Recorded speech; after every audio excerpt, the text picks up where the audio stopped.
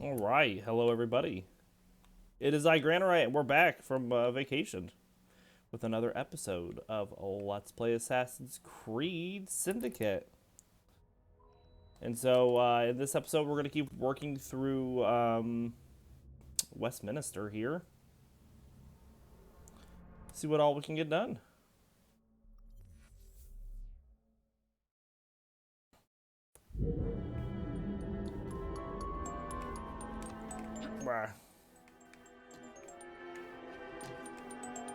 There we go.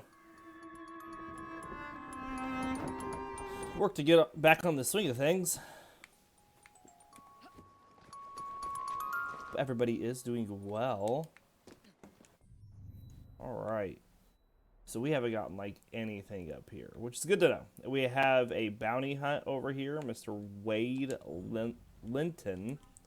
So let's see what we know about Mr. Wade.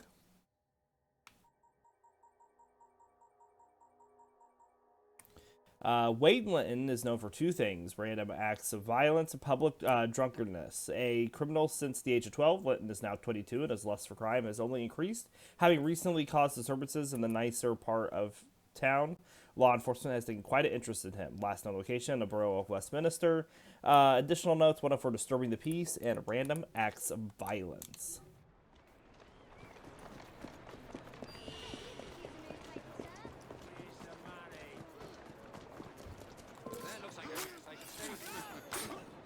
There we go, easy enough there.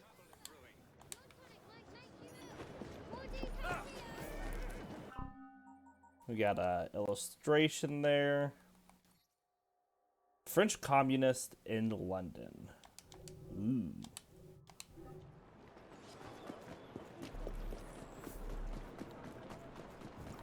I think that's all of the illustrations it just said too. Like, we've got those done. Alright, so let's see what we need to do about Mr. Wade Linton here.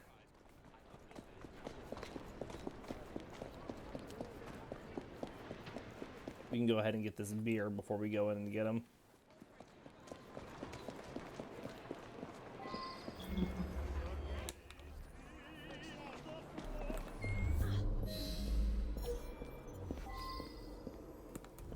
Chest is up there.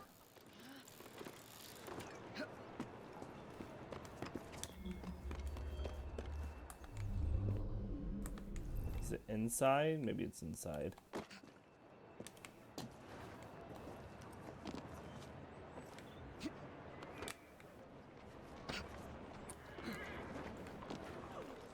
There we go.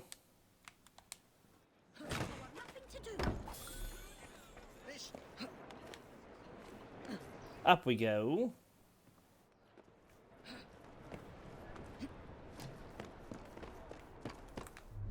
All right. Only see the one sniper.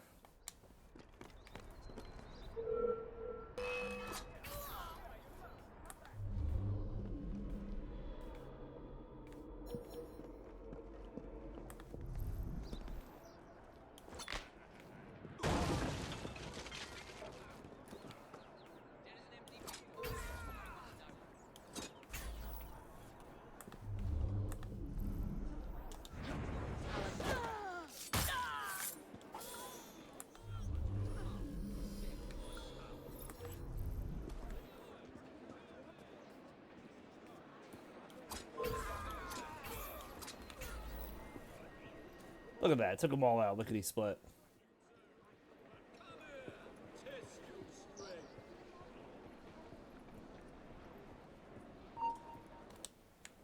Well, kidnap him. Thank you. What's this then? You a cop or something? Quiet down, Mr. Linton. Hush now.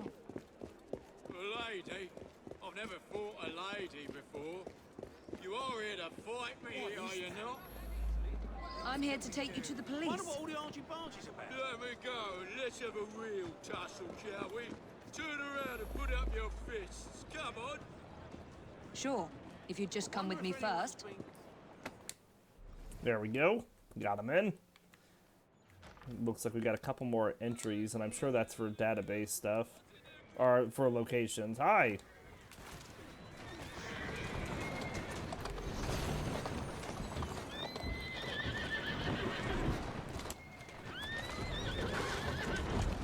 Oh my goodness.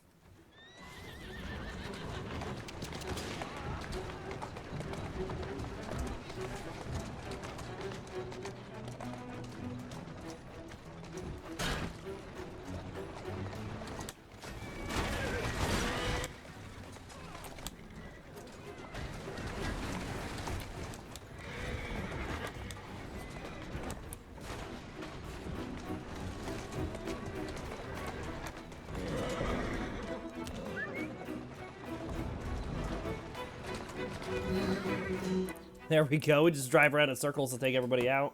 Seems to work.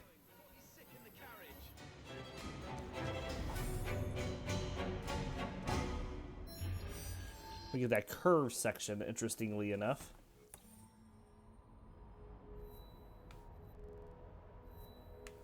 All right. Where am I now?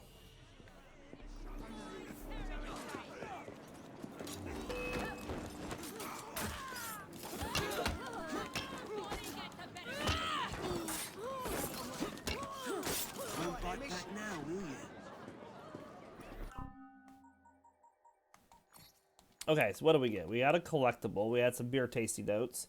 So this is E. Smith and Sons Pale Ale, manufactured by E. Smith Sons Limited since 1855. Sean's tasting notes: this is not a beer. This is formaldehyde in jugware, in a stone jugware. In a mortuary somewhere, there's a freshly embalmed corpse with a lovely aroma of hops and fine lacing down the glass. And frankly, I'd rather put that in my mouth than this swill. And then we had got a new location in Westminster, the Richmond Terrace. The 8 houses long since demolished that made up Richmond Terrace were built in 1822 by George Harrison, the architect, not the Liverpoolian sitar enthusiast. There were opulent Greek-influenced homes designed to attract only the elite of London homeowners. All 8 homes were bought and occupied in 1825. One of the first homeowners, for former Secretary of State William Huskisson, achieved some unfortunate fame as the first widely publicized case of death from being hit by a train in 1830. At least he was first. Imagine being the second. Another homeowner, Sir Robert Farquhar, was a member of Parliament who served as the Governor Emeritus. The 8th house was purchased in the General Board of Health, or by the General Board of Health in 1850, became their main office.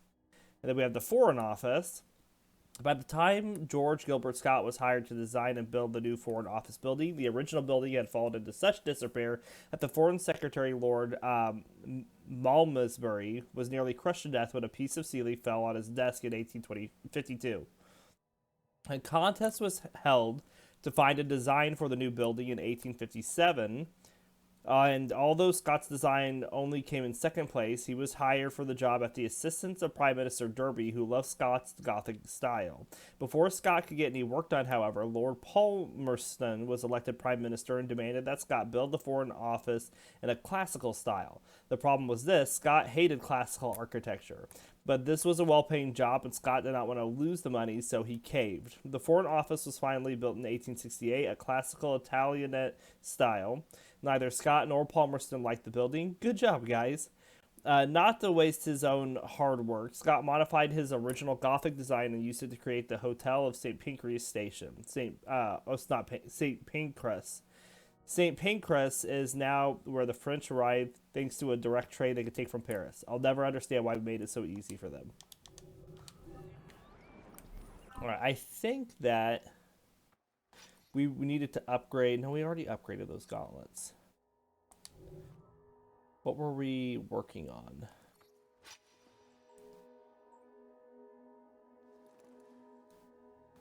We already upgraded all these. Oh, I need to craft something. The Assassin Kukuri.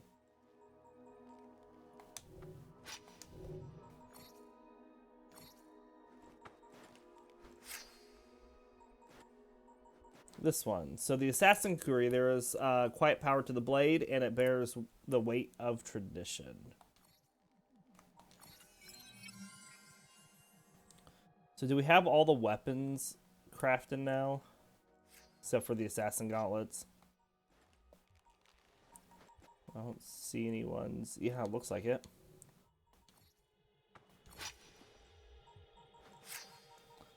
So let's upgrade it. Was there a reason I was holding back so much money? I don't remember.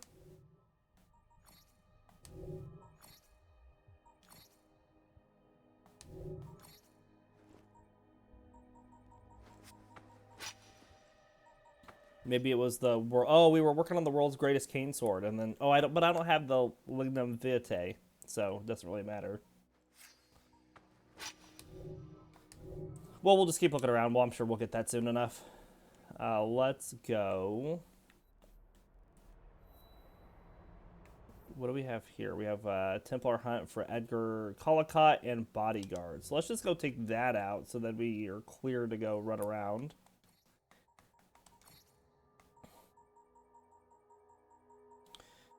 So here's Edward Collicott and Bodyguard. Last known location, Westminster Marketplace. Briefing: Collicott is a Templar Order's most trusted messenger. He is also trusted in the fact that he has been tasked with carrying out special operation. And these tend to involve retrieving confidential information from the Order and then killing the sources. The Templar Order denies its partnership with Collicott, despite overwhelming evidence to the contrary. Collicott often travels with his bodyguard to ensure his plans are not disrupted. Look out below. Kill the target by performing an air assassination. Okay.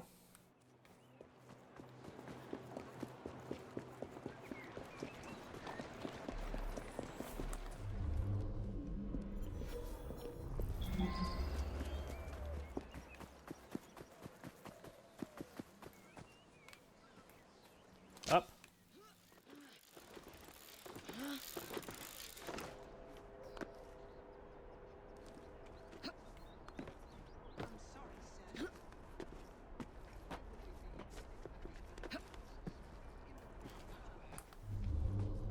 This is the last time I do a mission for them.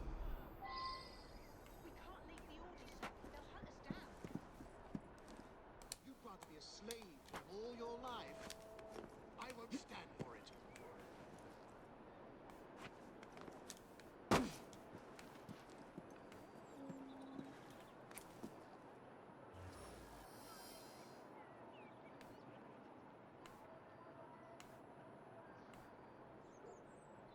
Boom.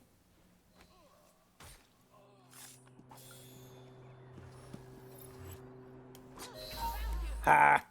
That was easy.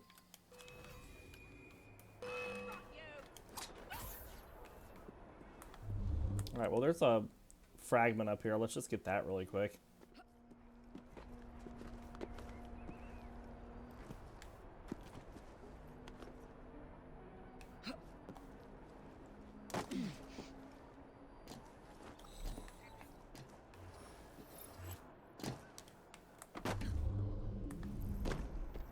And that's down.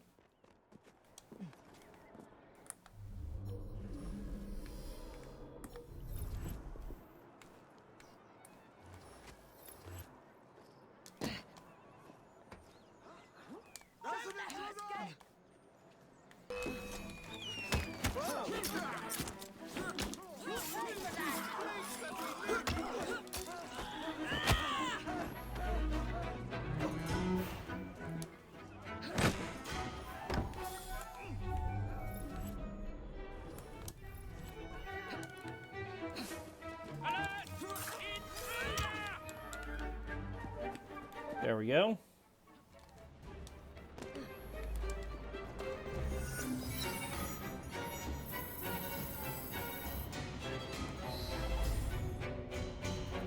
Easy peasy.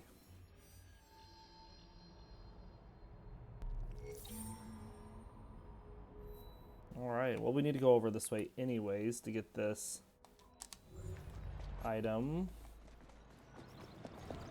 To get these items, I guess.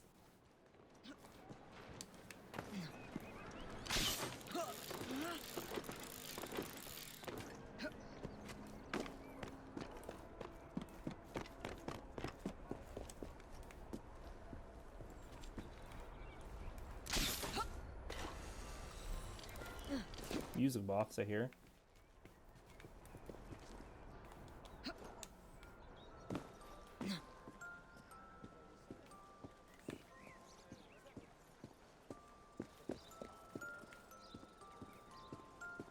Oh, there it is. Excellent.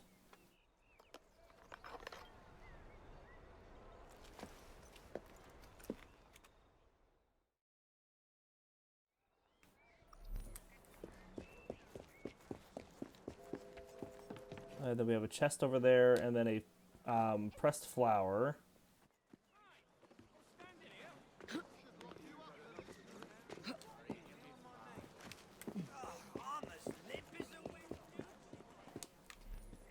Alright, there's a pressed flower for us. 2 new database entries. What was the other one we got?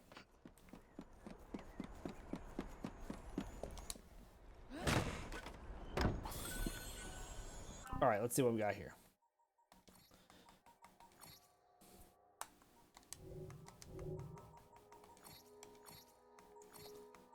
So we had another location here in Westminster, the Montague House. Right, so one thing I discovered putting together this research, there's more than one Montague, house. I know, try and calm yourself. The first one, built in 1675, belonged to Ralph Montague, who would eventually become the home of the British Museum.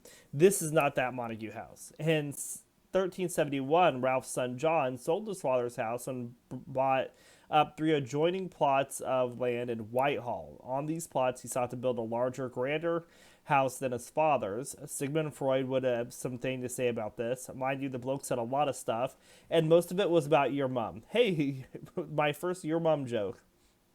Anyway, in reality, the second Montague house was relatively a modest mansion by standards of the day. Keep in mind the property was over 4,300 square feet, so to hell with the 18th century standards.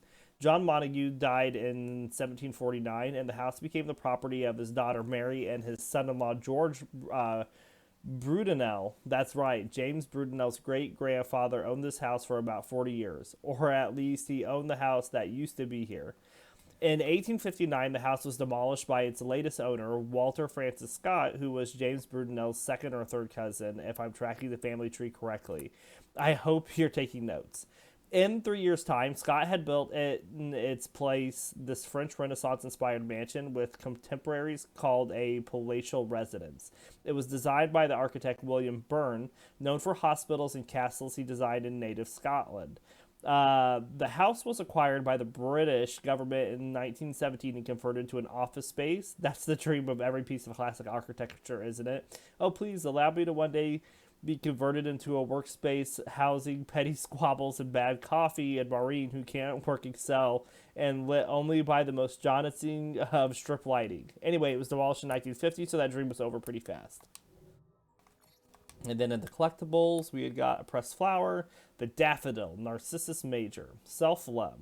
The ancients attributed the origin of this flower to the metamorphosis of a beautiful youth named Narcissus, who, having slighted the love of the nymph Echo, became enamored of his own image, while he beheld in a fountain and pined for the to death in consequence. All right. So let's go get this next.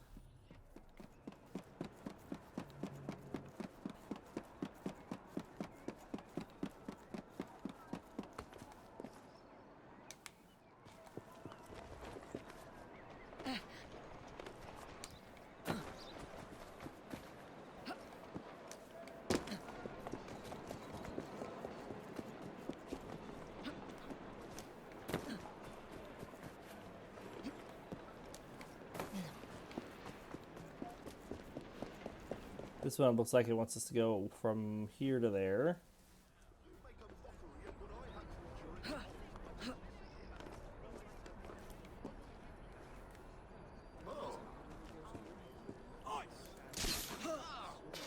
Should do it? Yes.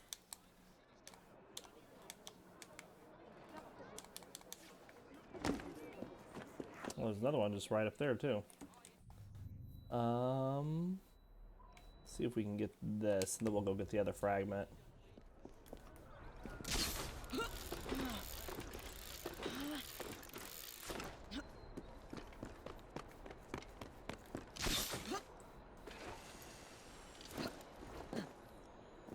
There we go. Easy enough.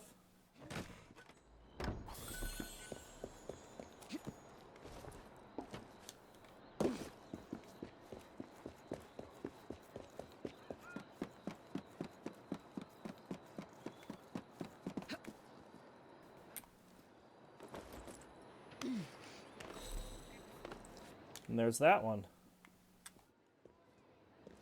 Get out, or I'll shoot! Oh, jeez. Alright, so we have a couple things. We have some chests all around here. Then we have another cargo hack that we can do.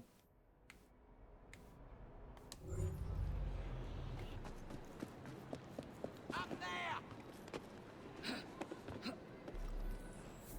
Another database entry.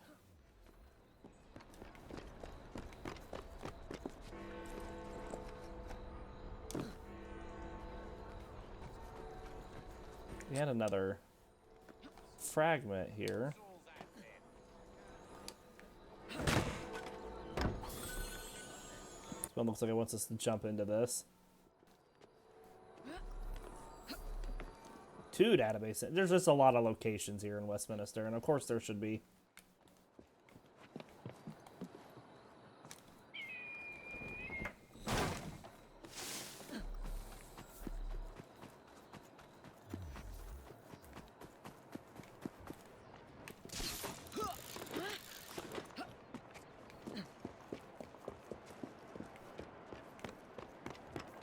Grab this. Let's see all these next entries that we just got. So we have 10 Downing Street. Despite being known around the world as the official residence of the Prime Minister of Great Britain, it wasn't until 1908 that Prime Ministers were legally required to live at 10 Downing Street. The street was named after George Downing, a man who served as Oliver Cromwell's chief of intelligence during the English Civil War. When the monarchy reclaimed power at the end of the war, Downing used his powers of persuasion to avoid execution and pledge his services to King Charles II. The first residence built on the site of 10 Downing Street was the home of Sir Thomas Knyvet, which was given to him by Queen Elizabeth in 1581. Knyvet's greatest accomplishment was arresting Guy Fawkes and foiling the terrorist attack on Westminster Palace. I guess that's worth a house. Now, the first Prime Minister to reside at 10 Downing Street was Sir Robert Walpole. King George II offered Walpole the house as a gift in 1732, but Walpole only accepted the offer on the condition that 10 Downing Street become the official residence of the Prime Minister. Because nearly all Prime Ministers prefer to live in their own homes, 10 Downing Street fell into disrepair over time. By the time of Benjamin Disraeli was elected Prime Minister in 1868, the home was, in his words, dingy and decaying. Disraeli convinced Parliament to pay to renovate the residence, though Disraeli had to pay out a pocket to refurbish the private rooms. And then we have the Dover House. Since 1885, this mansion has been the home of the Scotland Office, a government department under the umbrella of the Department of Justice, dedicated to the needs of Scottish people, which is mainly whiskey and umbrellas. The house was built in 1755 by Sir Matthew Featherstonhaugh, a member of Parliament. Featherstonhaugh died in 1774, possibly from having a lifelong illness called having to constantly keep spelling out my name for people fatigue. And his widow sold the property to Prince Frederick, Duke of York and Albany, 13 years later. The prince renovated the mansion, giving the mansion its signature portico and circular hall, before trading the property for Lord Melbourne's home in Piccadilly in 1792. The mansion, which was known as Melbourne House, wasn't given the name Dover House until 1831, when George James Welbore Edgar Ellis, another sufferer of name spelling fatigue, who had just purchased the mansion off the previous year, was given the much easier title Baron Dover. Edgar Ellis and his son would be the last private owners of Dover House before the government made it the Scotland Office. And then we had got another piece of assassin intel. Looks like this is another audio file. So here we go. The Paris facility was completely destroyed, along with our best samples. All that work, lost forever. With that in mind, these are notes towards increased efforts in locating new precursor samples. I want to merge industry and entertainment in the hearts and minds of the public. Every product and service Abstergo offers should be sending user data to Helix for us to look through. That will be a tough sell to a public who's already scared of Big Brother, so we will sell them on Big Mother. Nobody likes it when the government snoops on our social media, but everyone's wearing an Abstergo body band fitness monitor. What about an Abstergo stenographer? We take a sample from the plaintiff and defendant, and then relive the case through the animals. Yes, that's what I want. I'll ask Mr. Ricken to lean on the Justice Department to get samples from the prison population as well. Laetitia has authorized a series of Abstergo clinics. We're going to open them in cities around the world. Abstergo Healthcare. Imagine being adopted and finding out who your birth parents are, along with your entire medical history in minutes. Under Melanie Lemay's watch, Abstergo Entertainment has more users than ever. That's great, but that's still a pretty small user base. But we need to expand our demographics. Not a lot of virtual feature enthusiasts in the octogenarian set. So let's make products that appeal to them. I want to create a digital wake where people can show the loved ones they leave behind their best memories together. From the Angelus baby monitor to a virtual funeral, I want everyone on this planet to be connected to Helix. Then we can... God damn it. What's the use? It's over. I'm finished. Seems to be despairing a little bit. Alright, so let's go. Let's see. We have some items over here. We have to go get that as well. So let's go get this one.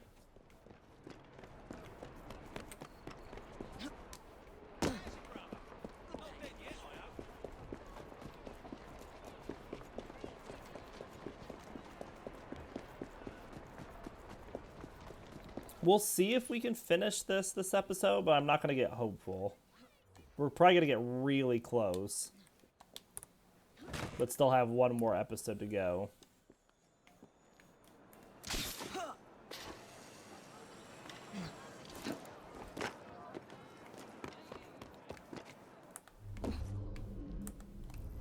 It's down and inside.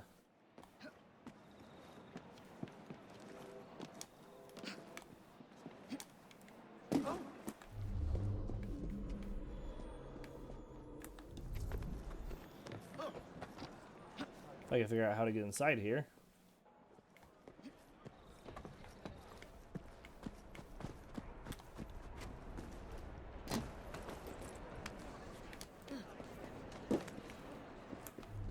Is that it? That looks like it's it.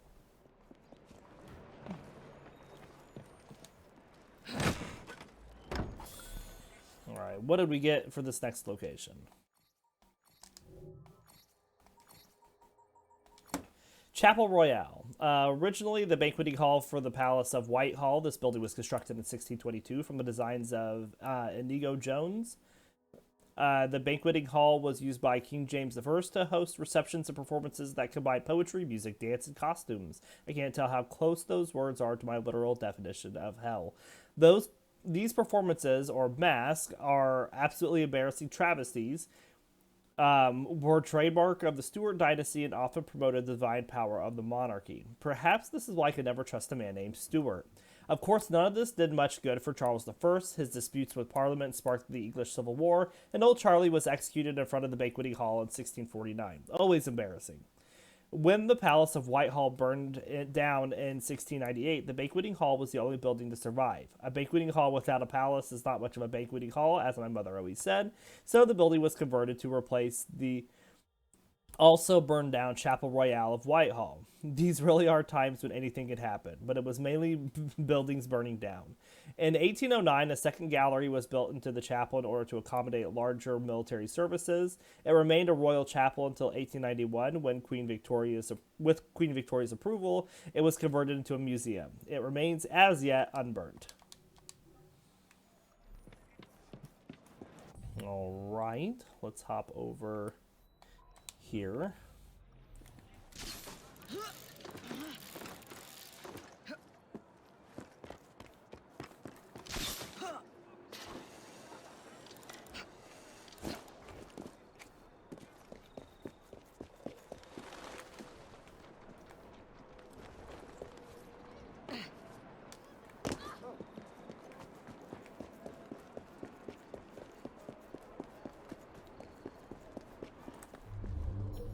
Where's this chest? Somewhere over that way.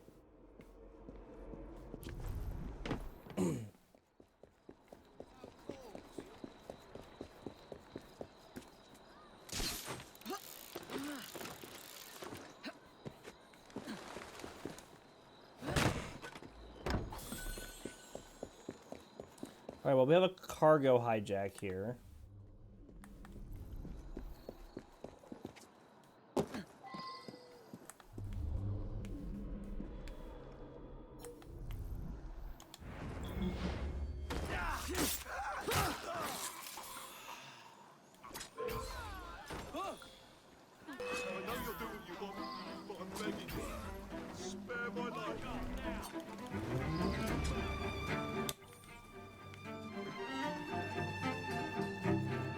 I don't know if I'm gonna catch him.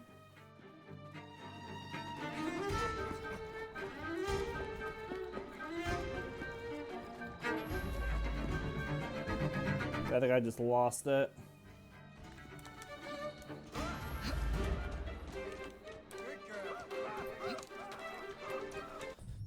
Which means we have to reset it, and our closest reset point is here. So let's do that. I tried to get everyone before he could get away, but he was too quick on hopping up there and just taking off.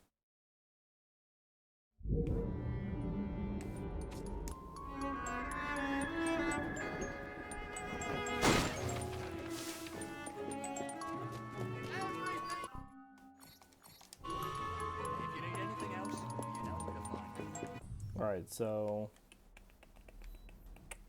that was here.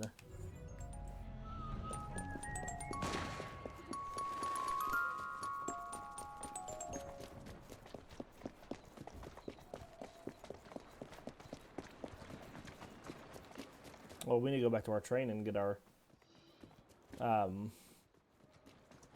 income as well.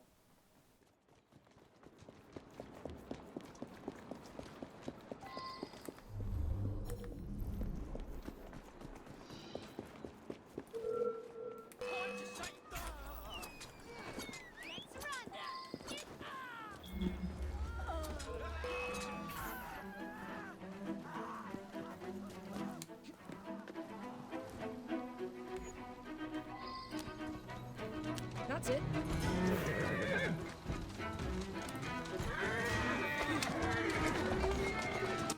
It's so far away, they always want us to take it too.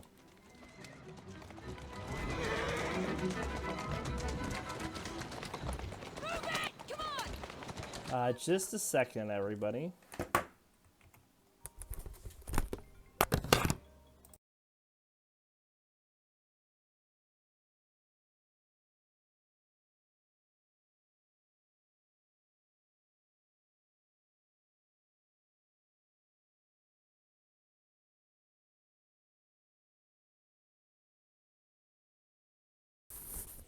That was an easy call.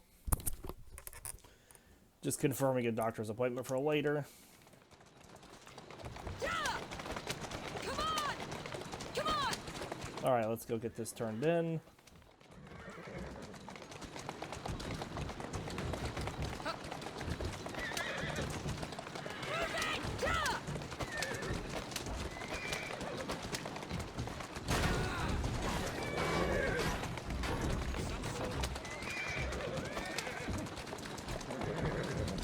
There we go. And we'll need to probably spend I think we might do it in next episode, we'll see. But we'll need to grind up Dead Weinert's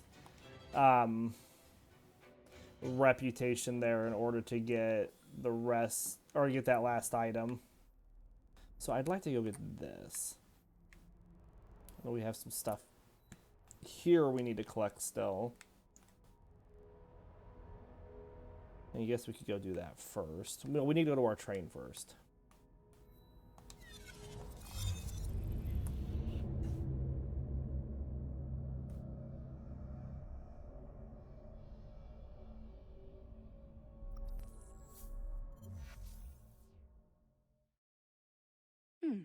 Seems a letter has come for Jacob.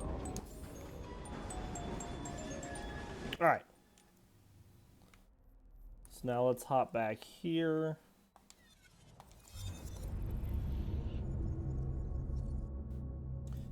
And go get the rest of these items we have on the map really quick, and then we'll work our way towards that last viewpoint.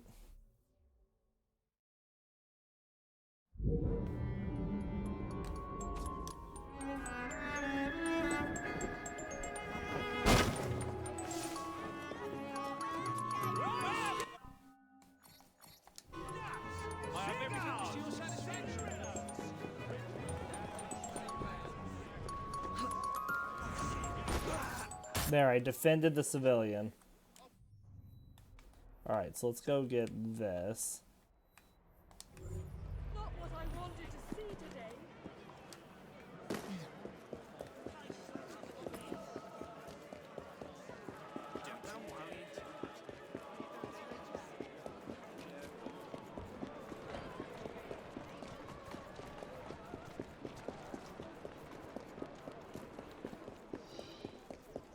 We are getting really close to being done with collectibles, which is very nice.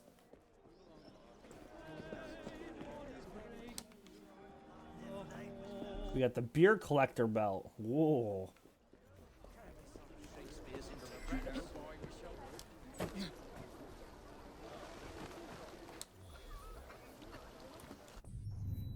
Alright, and we have 2 chests over here.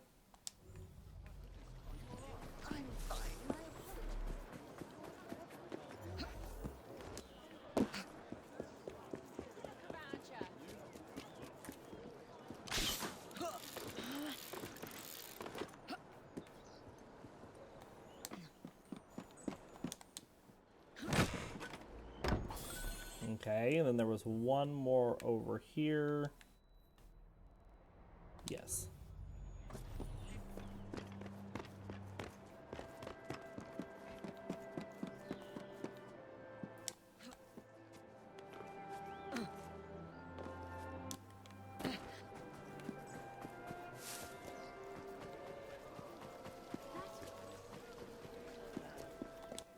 Boom. All right, let's look at these couple things we collected.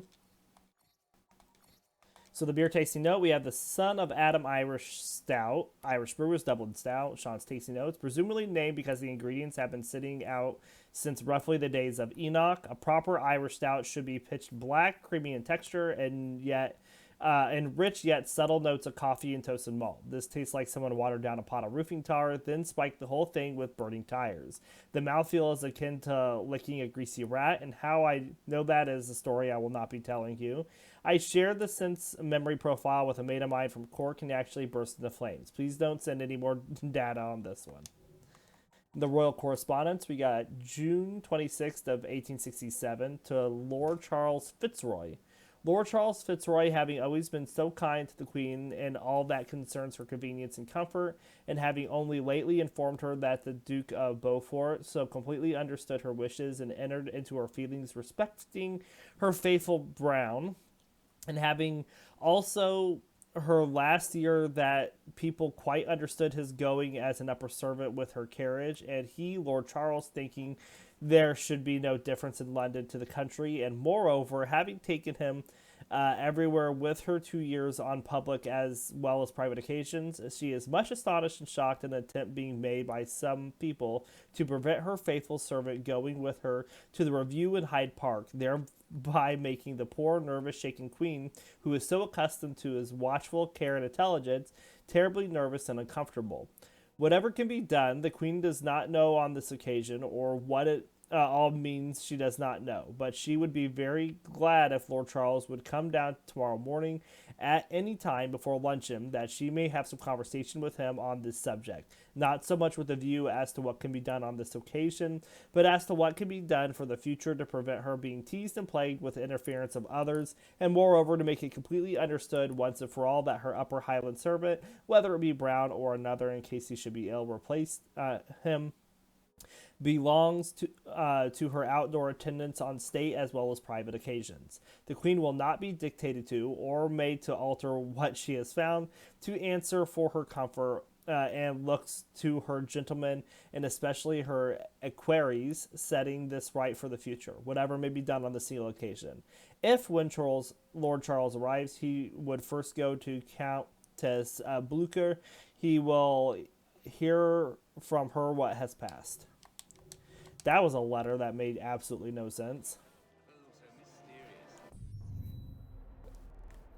Alright, so let's hop.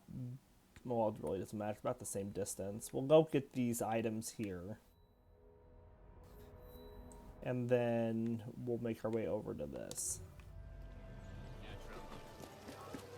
Whole world. He's mad.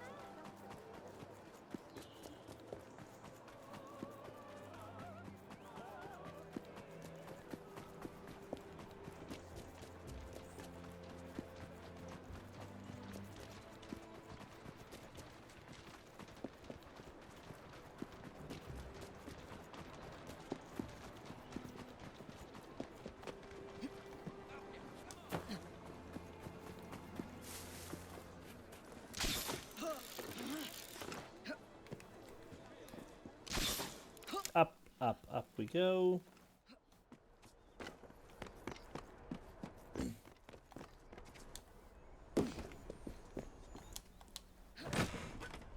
Alright, got that one. 10 more chests left in Westminster. I think there is... Where is this? It's in front there. Okay, so I think we need to get up on top of this.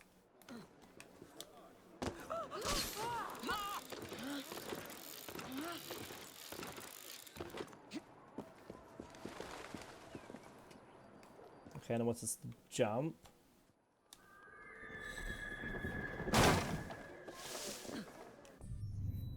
Good deal.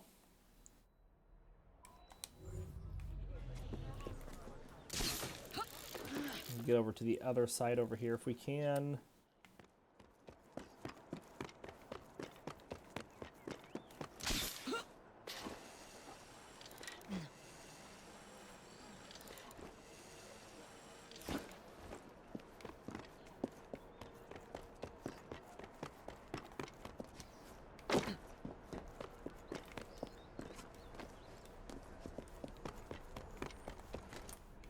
Ooh. Okay, it's right there. So we need to go into this window.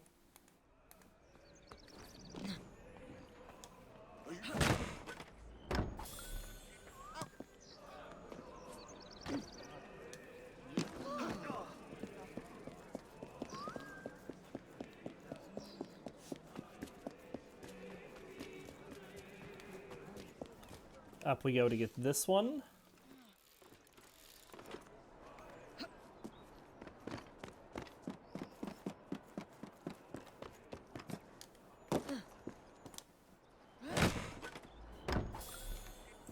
Excellent.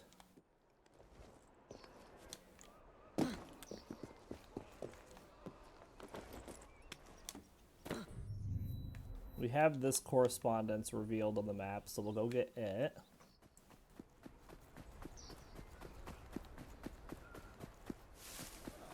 And then we'll go get the viewpoint.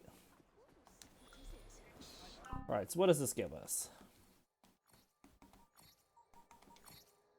The December 19th of 1867 from General Gray. General Gray presents his humble and most devoted duty to your majesty. He has shrunk from with a reluctance beyond words to express from saying anything to alarm your majesty, and if he spoke on the subject yesterday, it was only in obedience to Mr. Hardy's opinion that he ought to do so. But in what he said yesterday, he said perhaps less than he ought to have done, for he feels that with a view to your majesty's safety, it is absolutely necessary that your majesty should be under no delusion as to the designs which are harbored against your majesty, or as to the peculiar facility which Osborne affords, in spite of the utmost watchfulness for carrying them into execution. Crimes such as those contemplated cannot easily be perpetrated in crowded thoroughfares, or where there is a large population, and the most unsafe places for your majesty at this moment are those where the population is most thin and scattered. General Gray says with much pain and reluctance, for he knows how it will jar against your majesty's feelings and tend to disturb your majesty's comfort. But he would be utterly unworthy of the confidence of your majesty has reposed in him if he hesitated now, even at the risk of incurring your majesty's displeasure. in saying what he believes the case for your majesty's precious safety requires. He shrunk yesterday from telling your majesty the full extent of the information received with respect to the designs against your majesty. He now sends for your majesty's perusal the note he received from Mr. Hardy after he had seen him on Tuesday, in answer to one that General Grey wrote to ask if he thought, if necessary, that your majesty should be informed of the designs against your majesty's person. He also sends the letter he has this morning received from Mr. Hardy, as well as one from the Duke of Buckingham, corroborating the information received at the Home Office.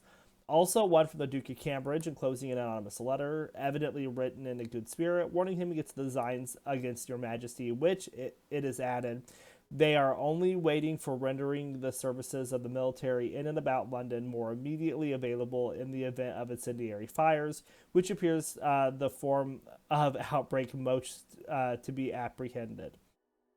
Lord Derby has written thus far that, and was about to bring under your majesty's notice the painful and alarming reports which have been received of designs against your majesty's person, when he received a letter from General Grey informing him that it felt to be his duty not to shrink from laying before your majesty the intelligence itself, which, received in the first instance by telegram from Lord Monk, has since been confirmed in several respects from various quarters.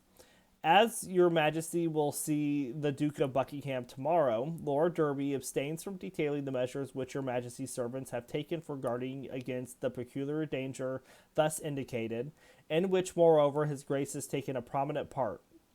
It is indescribably painful to him to acknowledge him, even to himself, that so fearful a crime should be contemplated, but disposed as he is regarded to mere rumors of such threatened atrocity against your majesty, or your majesty's servants, of which there have been abundance, he cannot shut his eyes to the conviction that such schemes are in serious contemplation, and that the determination of a few resolute and desperate men to effect them, at the hazard of their own lives, requires the utmost vigilance to defeat them, and even that may prove insufficient.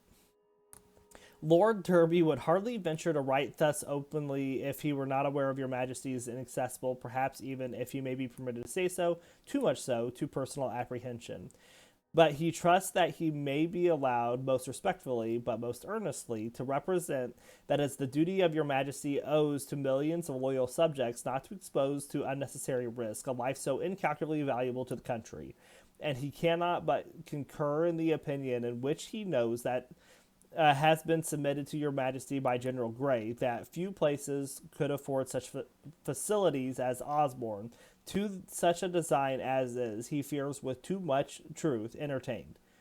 Of course, as long as it is your majesty's pleasure to remain there, every precaution will be taken, both by land and sea, to provide for your majesty's safety. But Lord Derby cannot withhold the expression of his own strong opinion that the primary object could be far better secured, even in London, but still more at Windsor. He would feel himself not openly deeply responsible to public opinion, but personally criminal in his own conscience, if he shrank from submitting this view to your majesty, unpleasing as he knows it must be. In any case, Lord Derby would urge upon your majesty with all possible earnestness, at least so far, to cooperate with those in duty and affection, alike prompt to watch over your majesty's safety, as to limit your hours of driving out, as far as possible, to daylight, and to be accompanied by a sufficient abundance of to provide against a coup de main.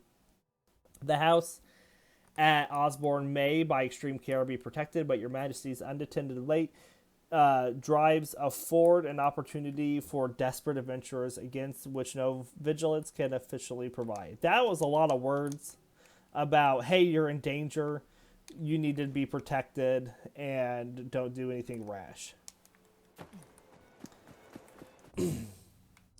Alright, we're going here.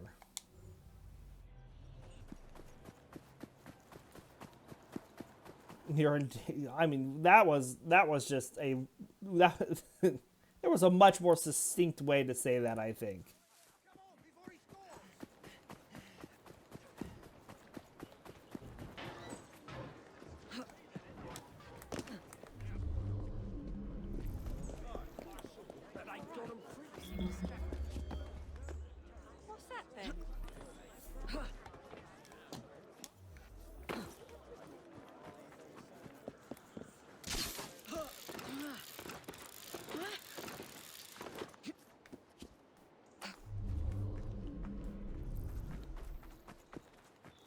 All right.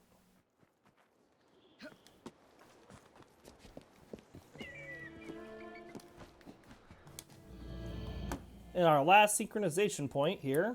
Finally got it.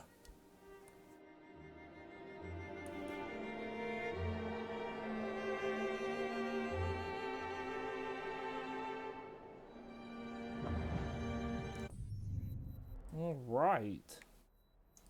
So we can head out this way. You'll get this Templar Hunt of Beatrice Gribble.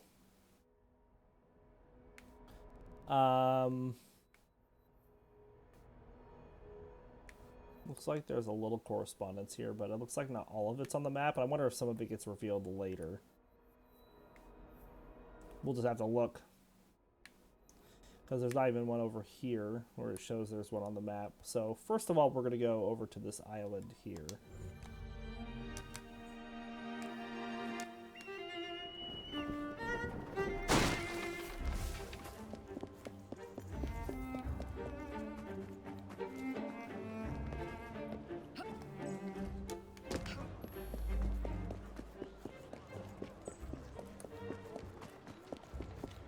Actually, before we do that, can I go over here?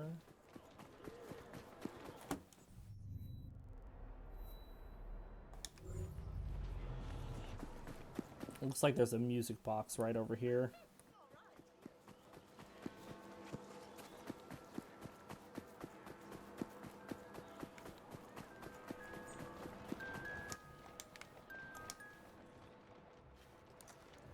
Got it.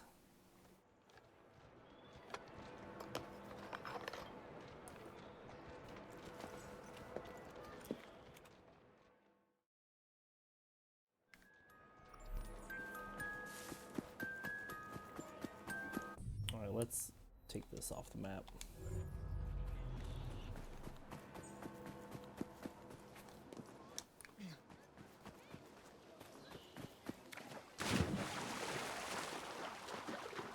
All right. Fragment there. Wants us to jump out of the tree, it looks like.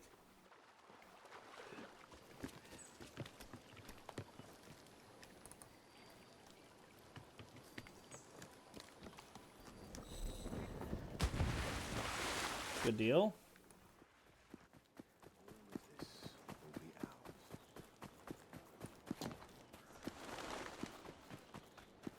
I'd like to see if this letter's over here, and it just didn't pop up for some reason.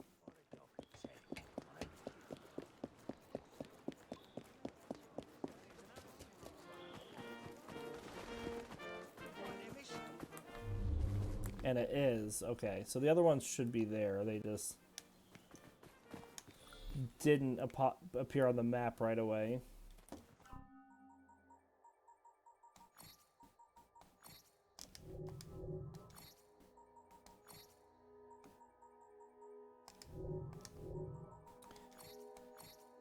Alright, well here in Westminster we had gotten Buckingham Palace. When Queen Victoria first moved into Buckingham Palace in 1837, mere weeks after her ascension to the throne, she remarked, "I delight in Buckingham." That was before she realized the place was cold, musty, poorly ventilated, and far too small for her needs. The original building was the private residence built by the Duke of Buckingham. King George III purchased the appropriately named Buckingham House in 1761 as a gift for his wife, Queen Charlotte. George IV took the throne in 1820, but he aimed to upgrade Buckingham House into a palace. The grandiose king hired architect John Nash, and Nash doubled the size of the original Buckingham House, added a new suite of rooms, demolished the north and south wings, and rebuilding them larger than before, and installing the large marble arch in the courtyard. After all, what's a courtyard without a marble arch? Don't even invite me around if you lack one. Nash got so carried away with building the new palace that his budget ballooned to about £500,000. He was fired in 1829, and George IV died the following year before the palace was completed. George IV's successor, his brother William IV, oversaw the completion of Buckingham Palace but never lived there. It was Queen Victoria who would be the first monarch to take residence at Buckingham Palace almost 20 years after its construction began. And then we got another royal correspondence here, October 14th, 1867, from the Queen's Journal.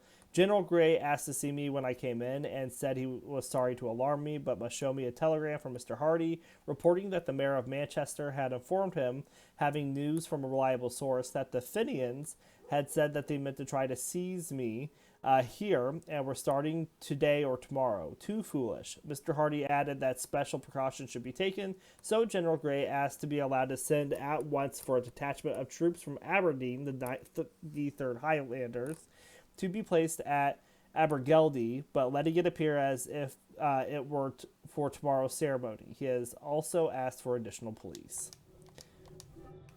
So that must be related to the other letter that we read. Where's our target?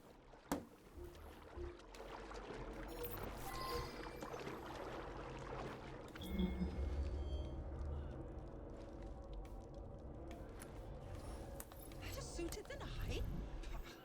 Who's better suited than Miss Beatrice Gribble? I've got blood in my veins. Royal ancestry and Spain. There's already been Spain. I have a shot, tie her out. She can't keep this up forever. I'm like a child. Stop that.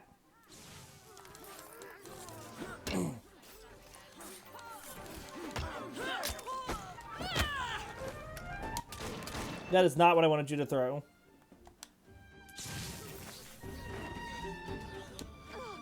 No! Evie! Well, that's a pain in the butt, isn't it?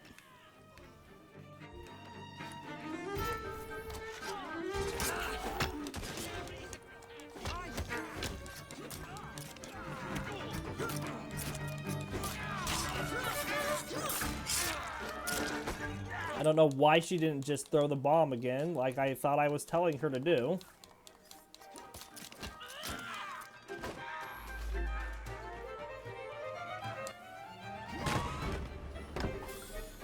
Alright, well.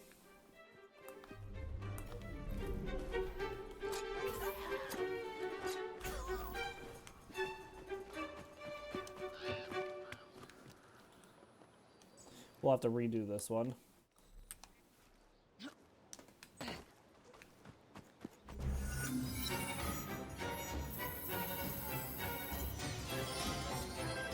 We got the legendary assassin Kukuri, though.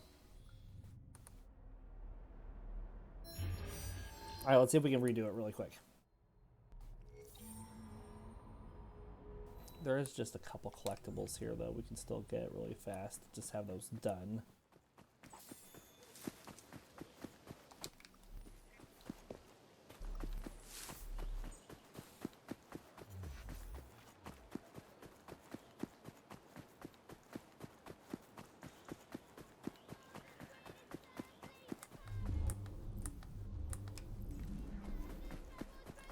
Where is this? Looks like it's up by here.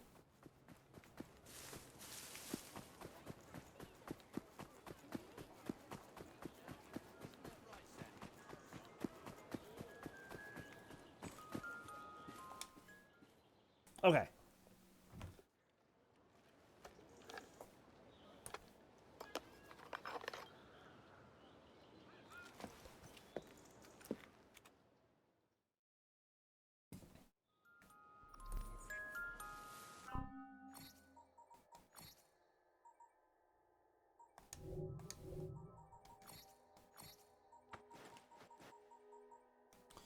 Well, let's craft this. So this one says for the assassin who has everything. But I can't craft it because I don't have the Uffbert belt.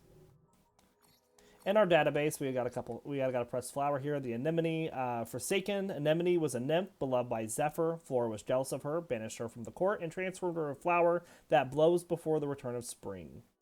Zephyr has abandoned this unhappy beauty to the rude caress of Boreas, who, unable to gain her love, harshly shakes her, half opens her blossoms, and causes her to immediately fade. Alright, so let's get back into here.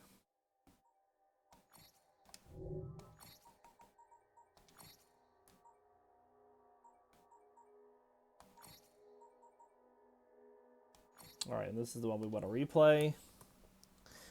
We just needed to kill her with a bomb. That's all we needed to do.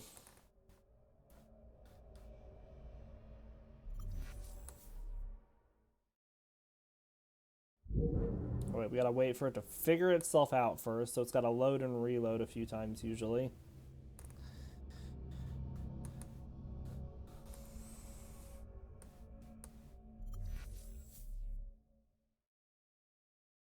I don't know why it does this, but it does.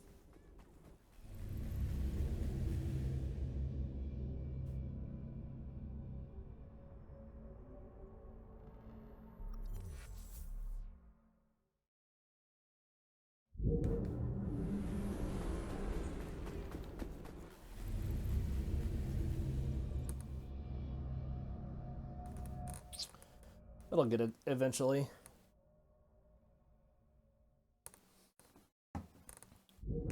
There's a gnat in my water.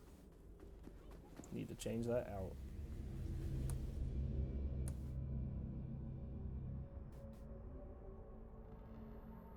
Come on, game. You can do it.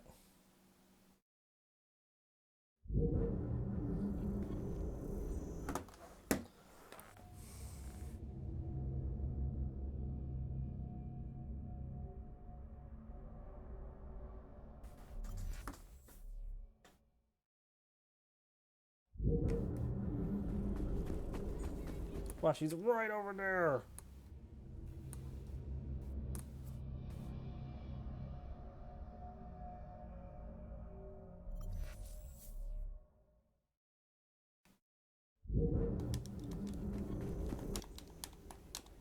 Come on, game. I don't know why it does this when you try to reload, like, just play a memory over. Like, this is really annoying. It really feels like a punishment for not getting it the first time.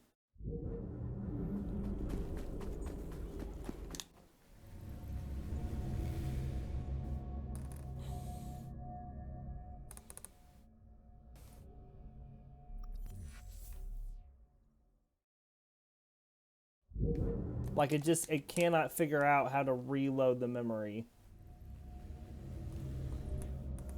And I can't, like, I'm trying to hit pause, I'm trying to do anything, and it just, like, it's just stuck in a loop until it figures itself out.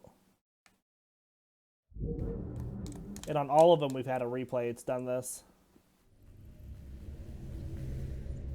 Come on, game.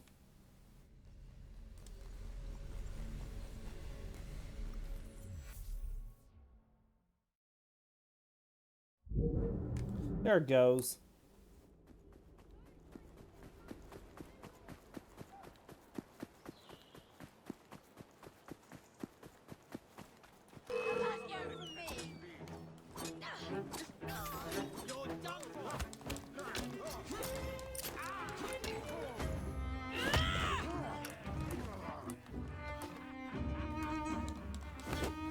Buddy.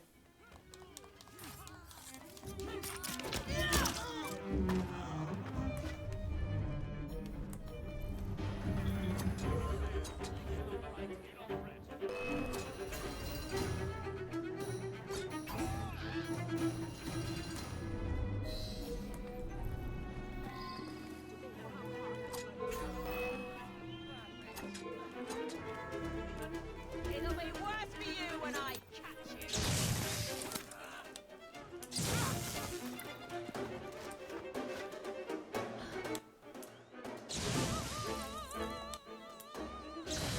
Like, that's all I needed to do last time.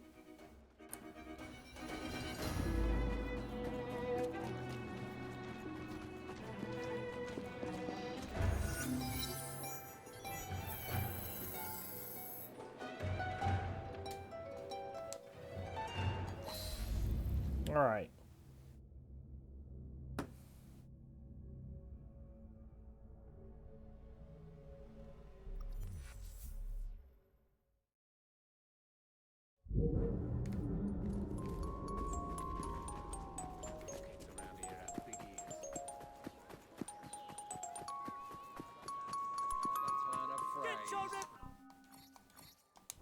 Okay. So let's hop back to our train, pick up our income. So we just have the rest of Westminster to knock out. We have one more. Oh, and I didn't read about her, did I? So we'll read about her really quick. It was like Beatrice Gibble or something. Seems a letter has come for Jacob. Gives you an undeniable air of All right, so despite her efforts, Beatrice Gibble was never welcomed to the high society. Her one and only dream was to become one of Queen Victoria's ladies-in-waiting, but after being repeatedly denied the position, she resolved to make sure that if she didn't get the position, no one else would. She has informed the Templar Order of her plans to kill Queen Victoria's consort. Okay, well, I have a lot of money. Anything else I can craft up here?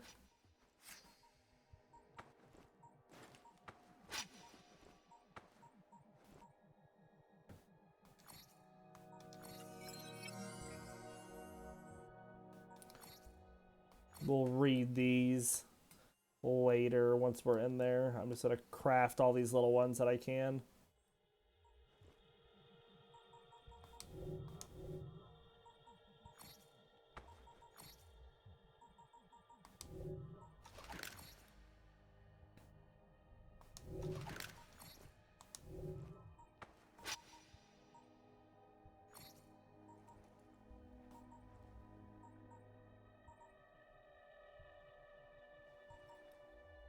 I don't even know which one I have equipped right now.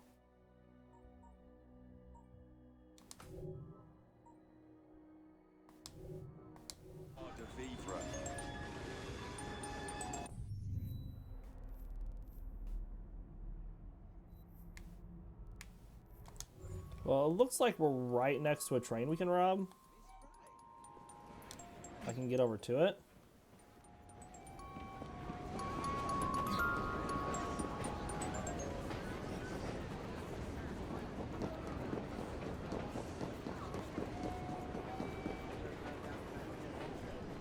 Well, which maybe I can't. Maybe I'm too slow.